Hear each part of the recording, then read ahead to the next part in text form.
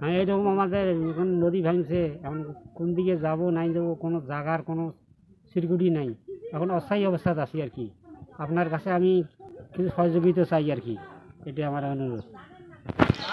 এখন কোনো জায়গা নাই, এখন কী করি, উপায় নেই। এখন কেন নদীর কিনারে দাঁড়িয়ে কোনো রকম টানি আর কি, মানে কোন আছি আর কি এই অবস্থা। এখন কোনো জায়গা নাই, এখন কোন দিকে যাই। এই চাষাটার পুরে মানে পরিস্থিতি খারাপ, আপনারা দেখতে পাচ্ছেন ভাই।